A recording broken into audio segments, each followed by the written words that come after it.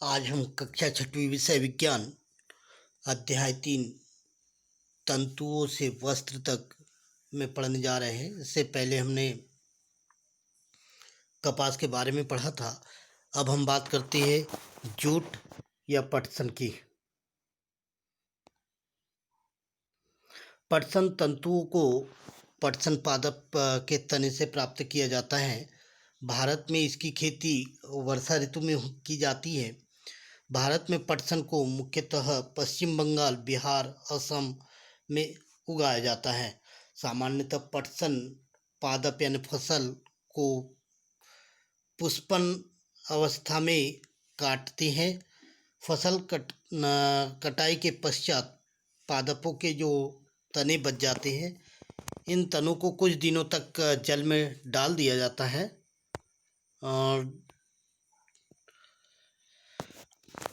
ऐसा करने से इन तने गल जाते हैं और उनसे पटसन के तंतुओं को हाथ से पृथक कर लिया जाता है। वस्त्र बनाने से पहले इन सभी तंतुओं को तागों में परिवर्तित कर दिया जाता है।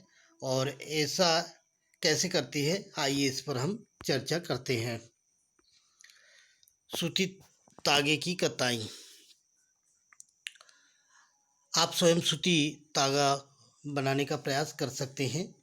क्रियाकलाप नंबर 4, एक हाथ में कुछ रुई पकड़ लीजिए, दूसरे हाथ के अंगूठे की तर्जनी के बीच कुछ रुई को चुटकी में भर लीजिए और धीरे धीरे रुई से बाहर की ओर खींचते जाइए तथा रेशे को लगातार ऐंठने का काम भी आप करते जाइए।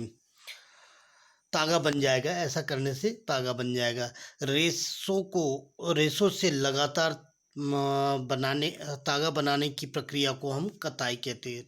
रेशे से लगातार जो तागा बनाया जाता है इसको कताई कहते हैं। इस प्रक्रिया में रुई के एक पुंज से रेशों को खींचकर ऐंठते जाते हैं और रेशे पास पास आते जाते हैं और तागा बन जाता है। कताई के लिए एक सरल युक्ति हस्त तकुआ का उपयोग भी किया जाता है, जिसे तकली कहते हैं। हाथ से प्रचलित कताई में उपयोग होने वाली ये एक अन्य युक्ति चरखा भी है। चरखा को तो आप जानते हो। चरखे के उपयोग को राष्ट्रपिता महात्मा गांधी ने स्वतंत्रता आंदोलन के समय चलाया था और उस समय ये लोकप्रिय सबसे अधिक लोकप्रिय था। उन्होंने लोगों को हाथ कते तागों से बुने वस्त्रों यानी खादी के वस्त्रों को पहनने के लिए प्रोत्साहित किया था और ब्रिटेन की मिलों से जो कपड़े आए थे उन कपड़ों का उन्होंने बहिष्कार किया था। खादी के प्रचलन को बढ़ावा देने के लिए भारत सरकार ने 1956 में एक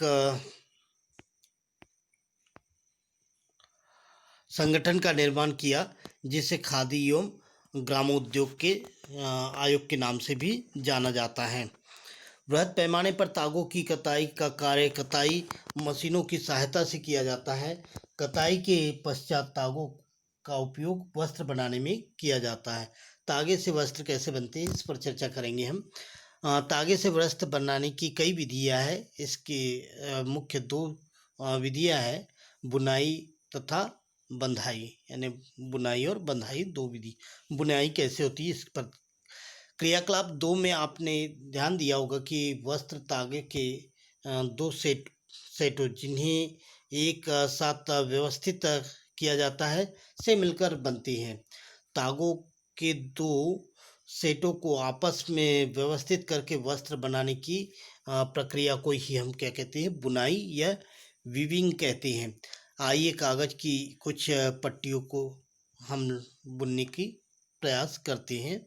क्रियाकलाप नंबर 5, विभिन्न रंगों की 2 कागज की शीट हमें लेना है। दोनों में से 30 सेंटीमीटर लंबाई तथा 30 सेंटीमीटर चौड़ाई वर्गाकार शीट काट लेना है।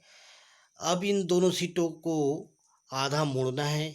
एक सीट पर चित्र 12:1 में दिखाए अनुसार रेखाएं खींच करके दूसरी सीट जो चित्र बी में दिखाई गई है उस पर भी रेखाएं खींचेंगे। दोनों सीटों को खींची हुई रेखा के अनुदिश हमें काट लेना है और फिर सीटों के को मोड़कर मोड़ को खोलकर उन्हें फैला देना है। एक सीट की पट्टिका को दूसरी सीट की पट्टिका में हमें फंसाते जाना है या कटाव के बीच में रखते जाना है। ये जैसा दिखाया गया है इस तरह से।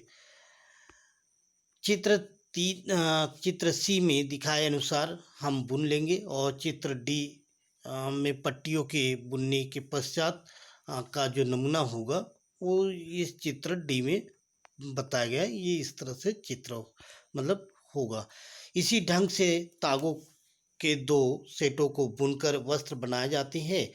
तागे वास्तव में कागज की पट्टियों की तुलना में ये बहुत पतले होते हैं और वस्त्र की बुनाई करघों पर की जाती है।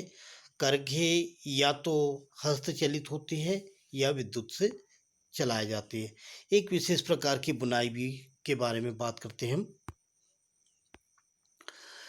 कभी कभी आपने ध्यान दिया होगा कि स्वेटर किस प्रकार बुनते हैं, उस पर आपने ध्यान दिया होगा।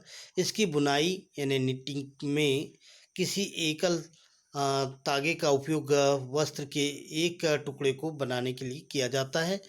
आपने कभी किसी फटे हुए मोजे के किसी तागे को खींच करके देखा होगा। जब आप ऐसा करती हैं तब निश्चित है कि एकल धागा लगातार खींचता जाता है, निकलते जाता है तथा वस्त्र उधड़ता जाता है यानी फटते जाता है।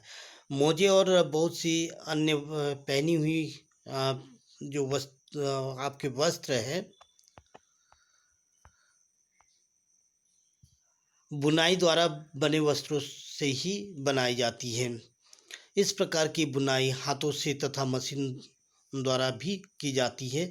दोनों प्रकार की बुनाई का उपयोग विभिन्न प्रकार के वस्त्रों के निर्माण में किया जाता है। इन वस्त्रों का उपयोग पहनने की विधि वस्तुओं को बनाने में होती है। जैसे आपको पहना हो वैसे। पहली नारियल के बाहरी खोल के तंतुओं के बारे में वस्त्र बनते हैं क्या, इस पर वो पूछना चाहती है। इन वस्त्र तो निश्चित है इन तंतुओं से डोरी बनाई जा सकती है, रस्सी बनाई जा सकती है। वस्त्र सामग्री का इतिहास। आप जानते हैं कि प्राचीन काल में लोग पहनने की जो सामग्री थी या कपड़े थे, उनके वस्त्र थे का उपयोग कैसे करते थे। वस्त्रों के विषय में पूर्व प्रमाणों से ऐसा प्रतीत होता है कि प्रारंभ में लोग वृक्षों की छाल को यानी वल्क को अपने चारों ओर लपेटते थे, पत्तियों को, बड़ी बड़ी पत्तियों को, या फिर जंतुओं के चर्म को यानी चमड़े को या समूर से अपने शरीर को ढका करते थे। कृषि समुदाय में बसना आरंभ करने के पश्चात लोगों में पतली पतली टहनियों तथा घास को बुनकर चटाई बनाने की विधि आई, टोकनी बनाने की विधि आई। और उसके बाद लताओं को जंतुओं की ऊन अथवा बालों को आपस में ईट कर लंबी लड़ियाँ बनाने की विधि उपयोग में आई। इनको बुनकर वस्त्र तैयार करने लगे। फिर भारतवासी रुई से बने वस्त्र पहनते थे।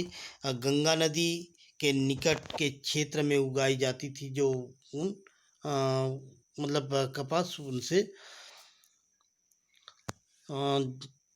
फ्लैक्स भी एक पादप में जिससे प्राकृतिक तंतु प्राप्त होता है। प्राचीन मिस्र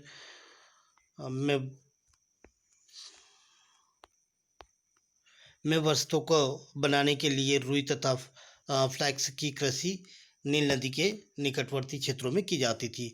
उन दिनों लोगों को सिलाई करना नहीं आता था और उस समय लोग अपने शरीर के विभिन्न भागों को वस्त्र से आच्छादित करने के लिए यानी ढकने के लिए वे शरीर को आच्छादित करने के लिए कई विभिन्न ढंगों का उपयोग करते थे।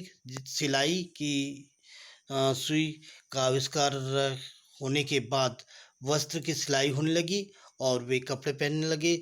इस आविष्कार के पश्चात सिले कपड़े में बहुत सी विभिन्नताएं आई और बहुत भिन्न-भिन्न प्रकार के कपड़े बनने लगे। यह आश्चर्य की बात नहीं है कि आज भी साड़ियाँ, धोतियाँ, लुंगियों तथा पगड़ियों का सिलसिला आज भी वस्त्र के रूप में किया जाता है। जिस प्रकार समस्त देश में खाए जाने वाले भोजन में अत्यधिक विविधता होती है, ठीक उसी तरह से वस्त्र पहनने में भी काफ़ी विविधता है। कपास के गोलक से को जो उठा जाता है तो उससे रेशा निकलता है और उसकी कताई से तागे बनते हैं और तागे को बुनाई और बंधाई से वस्त्र बन जाता है। इस तरह से हम वस्त्र तक पहुंच गए। इसके ये आपका अध्याय कंप्लीट हुआ। इसके बाद इसके क्वेश्चन आंसर आप लोग करके देखना, यदि नहीं बने तो आप पूछ सकते हैं।